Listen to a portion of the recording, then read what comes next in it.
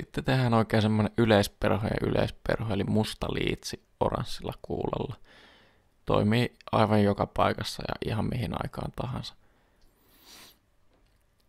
Laitetaan kuula tuohon koukulle ja sen jälkeen kiinnitetään se kuula silleen, että laitetaan vähän lisää lyijylankapainotusta tuohon.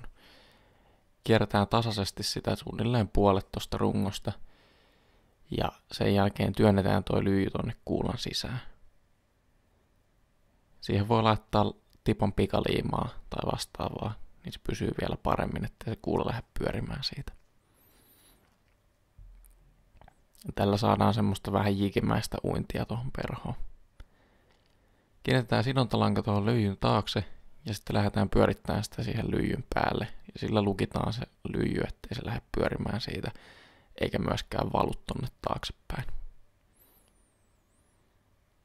Sen jälkeen voidaan leikata nuo ylimääräiset langat pois ja sitten aletaan sitomaan tuota pyrstöä. Otetaan tommonen isompi marabuu-höyhen ja siitä reilusti noita siikasia. Ne saa tässä perhossa olla vähän tommosia pitempiä, tai sitten jos käyttää semmoista woollybuger-marabuuta, niin siinä ne on valmiiksi semmosia lyhkäisiä ja tuuheita ne siikaset.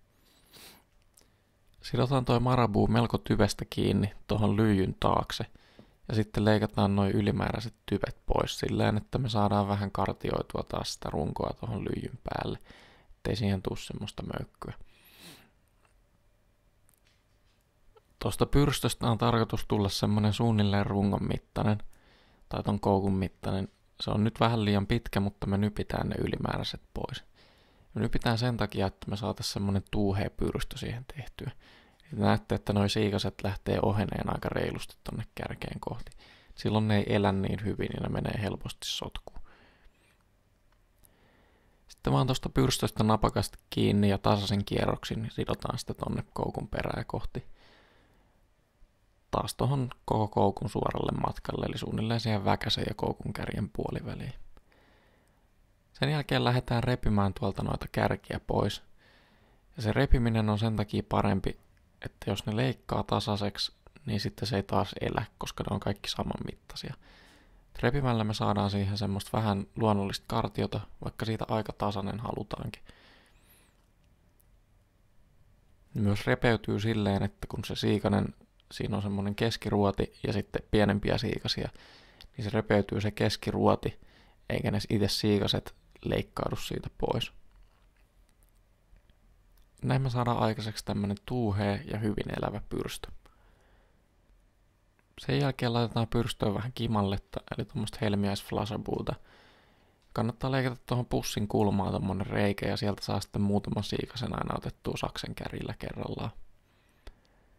2 siikasta kerrallaan sidotaan kiinni ensin tähän omalle sivulle, aika lailla suoraan tuohon koukun sivulle, muutamalla kierroksella kiinni. Sen jälkeen taitetaan noin tuosta koukun yli ja sidotaan muutamalla kierroksella sinne koukun toiselle puolelle. Tälleen meidän ei tarvi erikseen leikata niitä irti ja sitten sitoa uudestaan, vaan saadaan tuosta samasta nipusta tehtyä molemmat puolet. Seuraavaksi sidotaan kierre, joka on ihan perus ovaalia tinseliä hopeisena tällä kertaa. Ja taas sidotaan se tonne koukun alapuolelle ja vähän pois itsestä. Silleen, että se ensimmäinen kierros lähtee suoraan koukun alapuolelta siitä, kun se taittuu. Ja aika lailla koko tuohon rungon matkalle, ehkä just tuohon lyijyn takaosaan kannattaa mitottaa toi hukkapätkä, että saadaan pidettyä se runko tasaisena.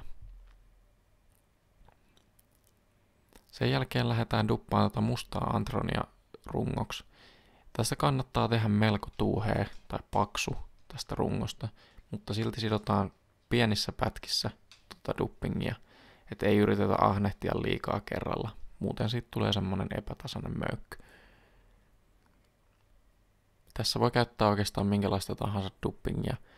Jos haluaa vaikka vähän tuuhemman siitä rungosta, niin sen voi tehdä esimerkiksi jäniksen karvasta duppaamalla ja sitten harjaa se huolella auki.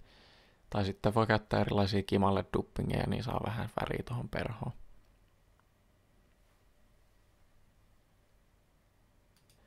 Yritetään tehdä tästä rungosta vähän tuommoista porkkanan mallista, että se paksunee tonne eteen. Ja silleen, että kun toi on aika iso tää kuula, niin siihen tulee tavaraa myös siihen kuulan taakse sopivasti, ettei se sitten näytä epäluonnolliselta. että siinä on liian iso pää ohuen rungon edessä. Tähän tulee aika tuuhea häkilä ja sitten vielä se kierre, niin runkoa ei hirveästi näy tuolta välistä, mutta toki mitä tasaisempi se on, niin sitä paremmalta se näyttää. Häkiläksi valitaan tuosta niskan keskeltä tommonen sopivat siikaset omaava pehmeä häkilä. Kannattaa käyttää tommosia streamer-niskoja, niin siitä löytyy semmoista pehmeätä häkilää, mikä on sopivan mittaista. Nypitään ne ihan untuvat tuolta tyvestä ja sitten sidotaan toi häkilä tuohon ihan kuulan taakse muutamalla kierroksella. Silleen, että toi koverapuoli osoittaa itseenspäin. Leikataan toi hukkapätkä tuosta pois, kun se on muutamalla kierroksella kiinni. Ja lähdetään pyörittämään häkilää myöntäpäivää. Eli samaan suuntaan, mihin kierretään tuota lankaa koko ajan. Pari kierrosta eka tuohon kuulan taakse ja sitten lähdetään tasaisilla kierroksilla tonne pyrstöä kohti. Sitä voi vähän vaihella tuota perhon tuuheutta, että kuinka monta kierrosta siihen tekee. Pyritään pitämään se silleen, että se koko ajan se häkilä pysyy samoin päin, ettei se lähde sitten kiertymään ympäri. Lukitaan se häkilä tuolla kierteellä kiertämällä sitä ristiin ton häkilän kanssa. Sitä kannattaa vähän heilutella tuossa kiertäessä, niin ne siikaset ei jää niin pahasti sinne alle, vaan se kierre menee sieltä välistä nätisti. Taas tasaisin kierroksin, semmonen joku 5-6 kierrosta vähän koukusta ja koosta riippuen. Mielellään silleen, että se kierre loppuisi taas tonne koukun alapuolelle, mihin se sidotaan sitten kiinni. Se kannattaa olla huolellinen, kun tulee noiden viimeisten häkilän kierrosten läpi, ettei niitä siikasia jää tonne kierteen alle. Sidotaan muutamalla tiukalla kierroksella kiinni toi kierre, ja sen jälkeen voidaan tuolta perästä katkaista toi häkilän kärki. Varotaan, ettei leikata hirveästi noita siikasia tosta poikki. Sitten katkaistaan kierre taas tuolta sentin päästä suunnilleen ja puretaan toi metalli tuosta ytimen ympäriltä.